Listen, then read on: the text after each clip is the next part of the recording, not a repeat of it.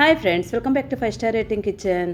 ఇవాళ వీడియోలో కొలెస్ట్రాల్ను తగ్గించే వెల్లుల్లిపాయలతో ఒకసారి ఇలా కొత్తగా చేసి చూడండి. పిల్లలు కూడా వద్దనకుండా తింటారు. ముందు దీనికోసం ఇడ్లీ పాత్ర పొయ్యి మీద పెట్టుకొని 1 గ్లాస్ వరకు నీళ్లు వేసుకోండి. తర్వాత ఇడ్లీ పాత్ర రేకు పెట్టేసుకోండి.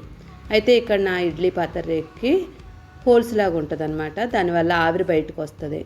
కాబట్టి ఇక్కడ నేను అరిటాకు తీసుకొని చిన్న చిన్న ముక్కల కింద కట్ చేసుకొని దీనిపైన పెట్టేసుకుంటున్నాను. ఇడ్లీ పాత్రకు కానీ హోల్స్ లేనట్లయితే అలానే పెట్టేసుకోవచ్చు. ఇప్పుడు 1 అరకిలో వరకు నేను వెల్లుల్లిపాయలు తీసుకున్నాను. పెద్దగా ఉన్నవి తీసుకోండి, మనకి ఒలుచుకోవడానికి ఇబ్బంది లేకుండా ఉండాలి. అలాంటివి తీసుకొని శుభ్రంగా మొత్తం అన్నింటినీ కూడా ఒలిచేసుకోండి. మొత్తం అన్నింటినీ ఒలుచుకున్న తర్వాత ఒక ప్లేట్లో వేసేసుకోండి. చూడండి, మొత్తం అన్నీ ఒలిచిన తర్వాత ఇన్ని అయ్యాయి. ఇప్పుడు మనం ఇడ్లీ పాత్ర మీద ఇవన్నీ పెట్టేసుకోవాలి. మొత్తం వెల్లుల్లిపాయ రేకులన్నీ కూడా పెట్టేసుకున్న తర్వాత మూత పెట్టి 8 నుండి 10 నిమిషాల పాటు ఉడికించుకోవాలి. మీడియం ఫ్లేమ్ మీద పెట్టుకొని ఒక 8 నుండి 10 నిమిషాల పాటు ఉడికించండి. ఈలోపు మనం పొయ్యి మీద కడాయి పెట్టుకొని దానిలో 1 స్పూను ధనియాలు, 1 స్పూను జీలకర్ర వేసుకోవాలి. తర్వాత దీనిలో 1 స్పూన్ వరకు ఆవాలు వేసుకోండి. 1/2 స్పూను మెంతులు వేసుకోండి. ఇప్పుడు వీటిని అన్నింటినీ కూడా లైట్గా వేయించుకోవాలి. మరీ ఎక్కువసేపు వేయించకండి, లైట్గా వేయించాలి. మరీ ఎక్కువసేపు వేయించామనుకోండి చేదు వచ్చేస్తుంది. ఇలా లైట్గా క్రిస్పీగా అయిన తర్వాత ఇప్పుడు వీటిని అన్నింటినీ కూడా స్టవ్ ఆఫ్ చేసుకొని వేరొక ప్లేట్లో వేసేసుకోండి. అదే పాన్లో ఉంచితే మనకి మాడిపోతాయి కాబట్టి వేరొక దానిలో వేసుకొని పూర్తిగా చల్లారనివ్వండి. ఇక్కడ మనకు ఈ వెల్లుల్లిపాయలు కూడా 10 నిమిషాలు అయిన తర్వాత ఉడికేలేదు ఒకసారి చెక్ చేసుకోండి. వేడిగా ఉంది, 1 నిమిషం అలానే వదిలేయండి. అప్పుడు చెక్ చేసుకోండి. స్టవ్ ఆఫ్ చేసేసుకోండి. చూడండి, ఇలాగా మెత్తగా అయ్యాయి అంటే ఉడికిపోయినట్లే. ఇప్పుడు దీన్ని పూర్తిగా చల్లారే వరకు పక్కకు పెట్టేసుకోండి. చల్లారిన తర్వాత దీన్ని సైడ్కి తీసి ఒక మిక్సీ గిన్నె తీసుకొని దానిలో వేయించి ఉంచుకున్న ధనియాలు, జీలకర్ర, ఆవాలు, మెంతుల్ని వేసుకొని మిక్సీ చేసుకోవాలి. మిక్సీ చేసుకున్న తర్వాత మెత్తగా అయ్యేలా చూసుకోండి. మనకి బరకగా అసలు ఉండకూడదు. చాలా మెత్తగా అయ్యే వరకు మిక్సీ చేసుకోండి. ఇప్పుడు దీన్ని ఒక ప్లేట్లో వేసేసుకోండి. నెక్స్ట్ అదే మిక్సీ గిన్నెలో మనం ఉడికించి ఉంచుకున్న వెల్లుల్లిపాయ రొమ్మలు ఉన్నాయి కదా, వాటిని అన్నింటినీ వేసేసుకోండి. చల్లారిన తర్వాతే వేసుకోండి, లేదంటే మిక్సీ పాడైపోద్ది. ఇలా మొత్తం అన్నీ వేసుకున్న తర్వాత ఇప్పుడు ఈ వెల్లుల్లిపాయ రొమ్మలన్నీ కూడా మనం మిక్సీ చేసుకోవాలి. అయితే ఇది మిక్సీ చేసిన తర్వాత మరీ మెత్తగా ఉండకూడదు, మనం బరకగా మిక్సీ చేసుకోండి. అక్కడక్కడ మనకి వెల్లుల్లిపాయలు తగిలినట్టు కనిపించాలి.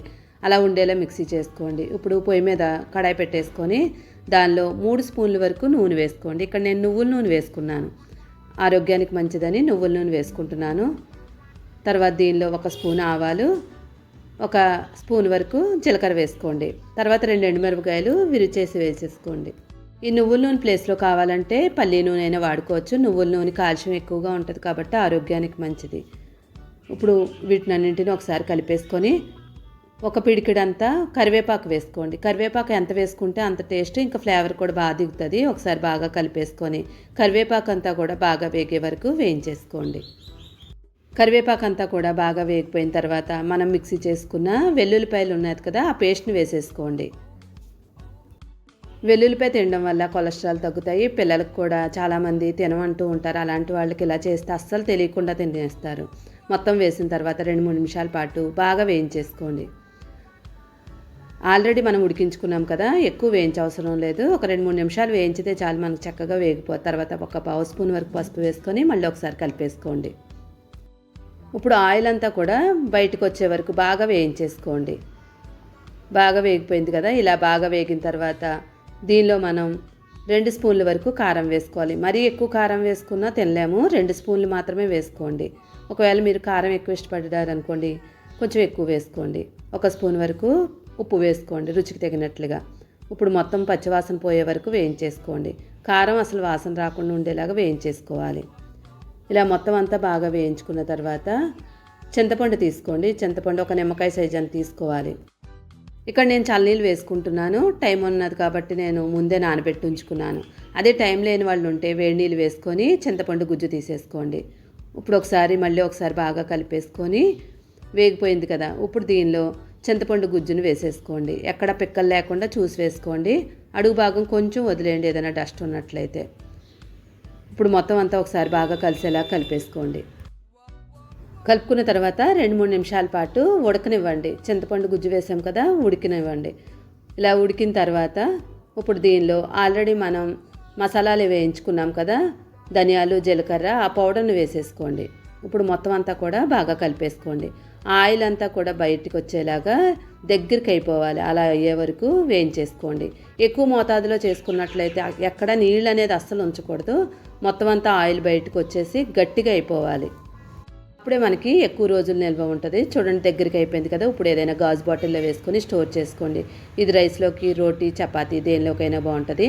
వెల్లుల్లిపై వేసుకున్నాం వెగటగా ఉంటుందేమో అనుకోకండి, అస్సలు ఉండదు. ఒకసారి తప్పకుండా ట్రై చేయండి. వేలకు వేలు పెట్టి హాస్పిటల్ ఖర్చు పెట్టే పని లేకుండా ఇలాగా సింపుల్గా ఇంట్లో చిన్న చిట్కాలు తయారు చేసుకోండి. వీడియో నచ్చితే తప్పకుండా లైక్ చేసి షేర్ చేయండి. మరిన్ని వీడియోల కోసం 5 స్టార్ రేటింగ్ కిచెన్ని సబ్స్క్రైబ్ చేసుకోండి. Thank you.